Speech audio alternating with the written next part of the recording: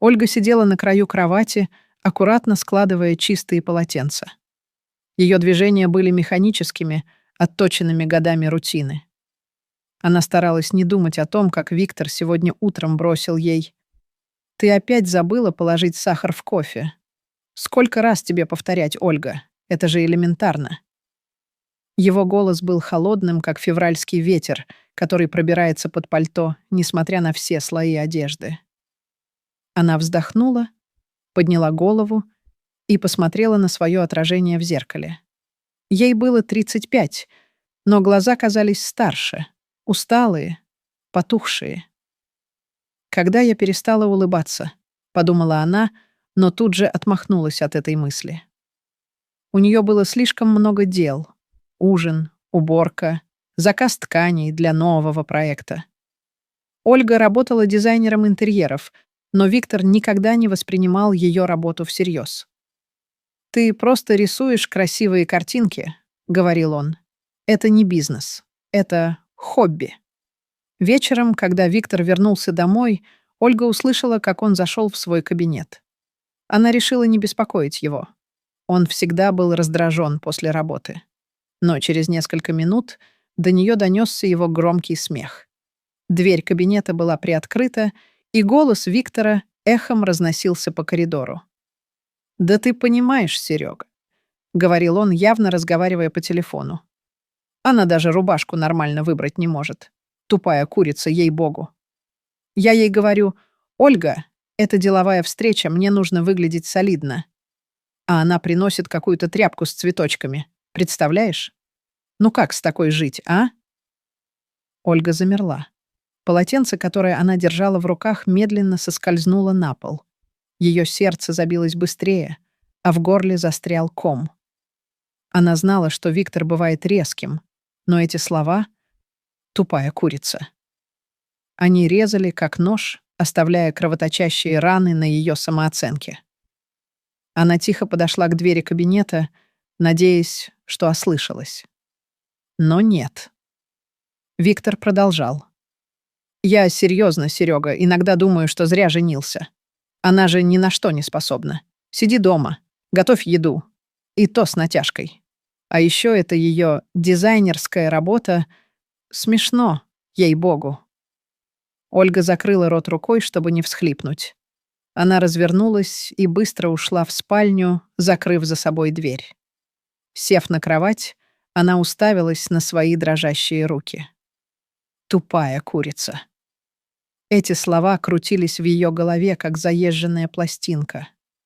И вдруг, словно молния, в ее памяти всплыло детство.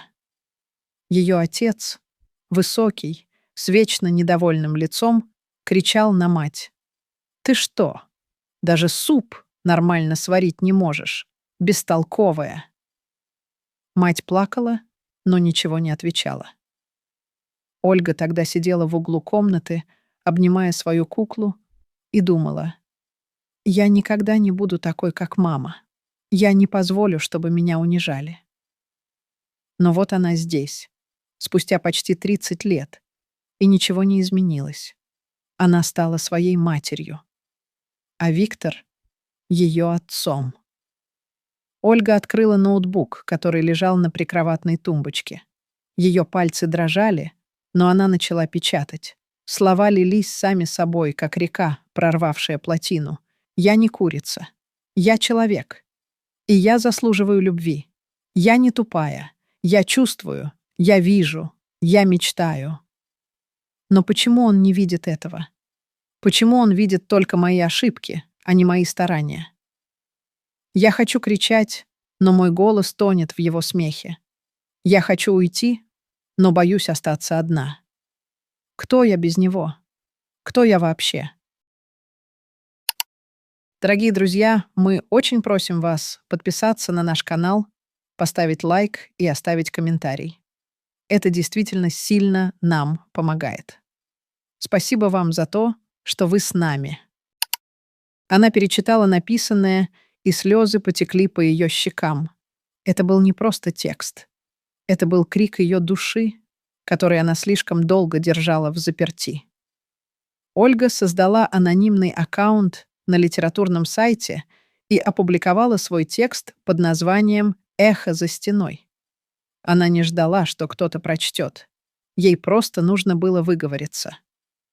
На следующее утро Ольга проснулась с тяжелой головой. Она почти не спала, прокручивая в голове слова Виктора. Но что-то внутри нее изменилось. Написанный текст дал ей странное чувство облегчения, как будто она сбросила с плеч тяжелый груз. Она открыла ноутбук, чтобы удалить запись, но замерла. Под ее текстом было уже несколько комментариев. «Это так больно читать. Я чувствую вашу боль. Вы не одна. Вы заслуживаете лучшего. Не позволяйте ему заглушить ваш голос. Пишите еще. У вас талант. Вы сильнее, чем думаете». Ольга перечитывала комментарии, и ее сердце сжималось от благодарности. Эти незнакомцы, люди, которых она никогда не видела, услышали ее. Они поняли. Она закрыла ноутбук, но весь день не могла думать ни о чем другом. Вечером, когда Виктор снова закрылся в своем кабинете, она написала еще один текст. Он смеется за стеной, а я сижу здесь, в темноте, и пытаюсь вспомнить, когда я перестала быть собой. Я боюсь уйти, но еще больше боюсь остаться. Что, если я уйду, а там пустота? Но что, если я останусь, а пустота поглотит меня изнутри? На этот раз комментариев было больше. Читатели делились своими историями, поддерживали ее, советовали. Ольга чувствовала, что впервые за многие годы ее голос имеет значение. Она начала писать каждый вечер, превращая свою боль в слова. Ее тексты становились популярнее, и вскоре у нее появились тысячи подписчиков. Они называли ее «Эхо» по названию первого текста. Никто не знал, кто она, но ее слова находили отклик в сердцах людей. Тем временем отношения с Виктором становились все хуже. Он замечал, что Ольга изменилась. Она больше не молчала, когда он критиковал ее. Она начала задавать вопросы, защищать свои границы. Это бесило его. «Что с тобой творится?» — крикнул он однажды вечером, когда Ольга отказалась готовить ужин. «Ты вообще забыла, кто в этом доме главный? А кто ты такой, чтобы решать, кто я?» Тихо, но твердо ответила Ольга. Она сама удивилась своему голосу. Виктор уставился на нее, словно не узнавая. «Ты что, бунтовать решила?» — усмехнулся он. «Ну давай, посмотрим, как ты без меня проживешь». Эти слова задели ее, но не сломили. Она вспомнила комментарии читателей. «Вы сильная, вы справитесь». И в тот вечер она написала один из самых сильных своих текстов. «Я не боюсь одиночества. Я боюсь потерять себя. Я не хочу быть эхом его голоса. Я хочу быть своим собственным голосом. И если для этого мне нужно уйти, я уйду». Однажды вечером Виктор вошел в спальню, держа в руках распечатанные листы. Его лицо было красным от гнева, а глаза сверкали яростью. Ольга сразу поняла, что произошло. Он нашел ее тексты. «Это что такое?» — рявкнул он, швырнув листы на кровать. «Ты что, решила весь мир оповестить, какой я плохой? Выносишь ссор из избы, да?» Ольга медленно подняла голову. Ее сердце колотилось, но она не отвела взгляд. «Это мои мысли, Виктор. Моя боль. Ты не имеешь права ее отнимать». «Право!» — закричал он. «Ты живешь в моем доме, на мои деньги, и еще смеешь мне про права говорить? Ты думаешь, кто-то будет читать эту ерунду, если узнает, что это ты? Тупая курица, которая даже рубашку выбрать не может». Эти слова снова ударили ее, но на этот раз она не заплакала. Она встала, посмотрела ему в глаза и сказала: «Я не курица, я человек. И я не позволю тебе больше унижать меня». Виктор замер. Он явно не ожидал такого ответа, Но вместо того, чтобы извиниться, он только рассмеялся. «Ну и вали тогда. Посмотрим, как ты без меня проживешь. Ты никто, Ольга». Никто. Она собрала свои вещи той же ночью. Ее руки дрожали, но она не остановилась. Когда она вышла из дома, холодный ночной воздух ударил ей в лицо. Она вдохнула полной грудью, словно впервые за многие годы почувствовала себя свободной. Ольга сняла маленькую квартиру в центре города. Денег было немного, но она начала работать над новыми проектами. Ее рассказы продолжали набирать популярность, и вскоре ей предложили издать сборник. Она назвала его «Эхо за стеной». Книга стала бестселлером. Читатели писали ей письма, благодарили за смелость, делились своими историями. Виктор, оставшись один, сначала не придал этому значения. Он думал, что Ольга вернется, как только поймет, как сложно жить одной. Но она не вернулась. Он начал читать ее тексты и впервые за многие годы задумался о том, что чувствовала его жена.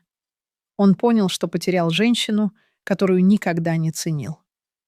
Однажды вечером Ольга сидела в кафе, подписывая книги для читателей. К ней подошел мужчина в темном пальто. Она подняла глаза и замерла. Это был Виктор.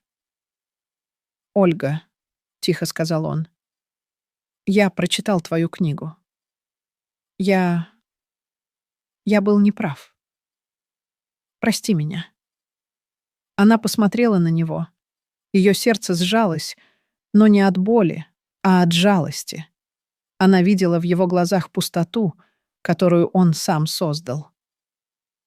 «Я прощаю тебя, Виктор», — ответила она, — «но я не вернусь. Я нашла свой голос. А ты остался за стеной».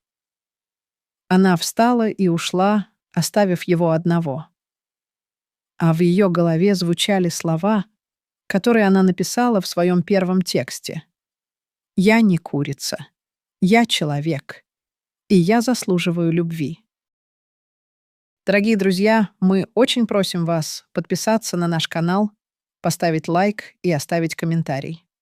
Это действительно сильно нам помогает. Спасибо вам за то, что вы с нами.